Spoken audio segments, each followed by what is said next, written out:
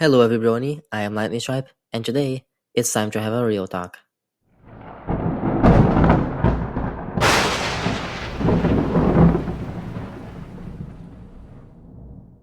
Hey guys, it's me, Lightning, and today I'm coming to you out of character. I know, I didn't think it was possible either, but here I am. Anywho, I've been holding out on making a video like this for the longest time. If you've seen my other videos, which I assume you have, you know I rarely ever complain about the storyline. Sure, I might get annoyed or confused, but never outright complain about something the writers did. And that's because my personal philosophy when it comes to analyzing shows is to remove the writers from the picture. If a character does something, they did so because they chose to, not because someone willed it into being. I then try to find the reason as to why they would do such a thing, which works great when it comes to character analysis, which just so happens to be one of the many reasons for the cutie mark. It is also why you'll never hear me call an act out of character, or complain about, say, randomly placed artifacts. It's why if you looked at my character page, you won't see the word review anywhere, because that's not what I do. But even I can only hold out for so long. If you didn't know already, I've been writing stories for the past few years, and I'm pretty confident in my ability to create one. With Chapter 5 now released, I have to say I absolutely loved it. Misty development, hidden lore, and info on the other kingdoms, count me in.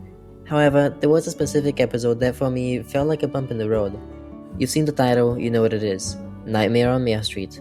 So today, I'm throwing my motto out the window and putting my creative writing skills to the test to bring you how Nightmare on Mare Street should have gone. Firstly, let's take a look at the main storyline. For a Nightmare Night episode, this plot should work fairly well. It's got a solid point, the setting makes sense, it's spooky, and even manages to sprinkle in a little bit of hidden lore. So I'll keep that mostly the same.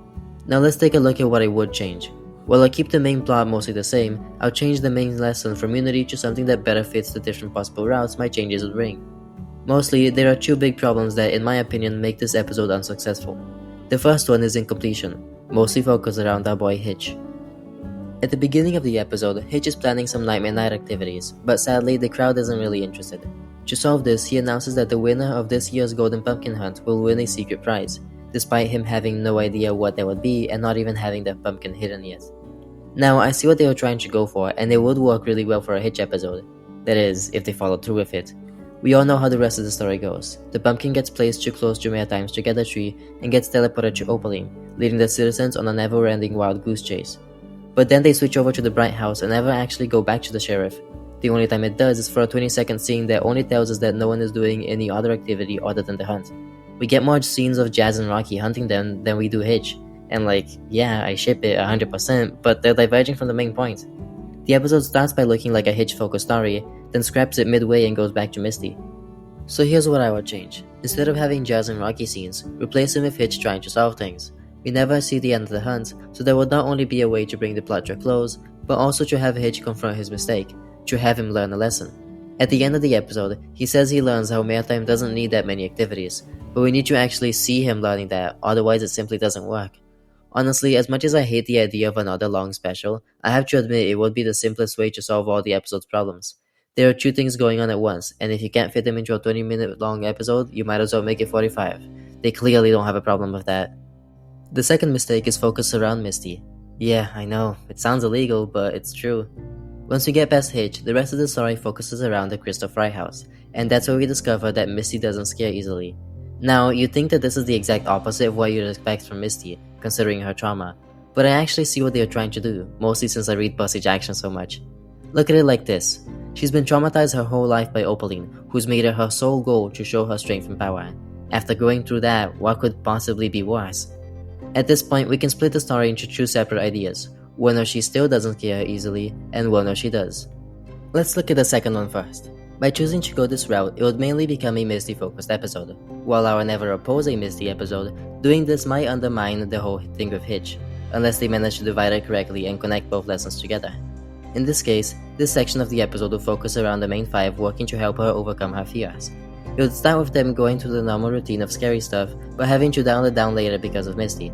They could theoretically tie in how both Hitch's plans for Maritime and the girl's plans for Misty went wrong and weren't actually placed around their audience. Maritime doesn't need that many activities, and Misty doesn't need too many things at the same time. Personally, I'd actually prefer the first option, where Misty is hard to scare.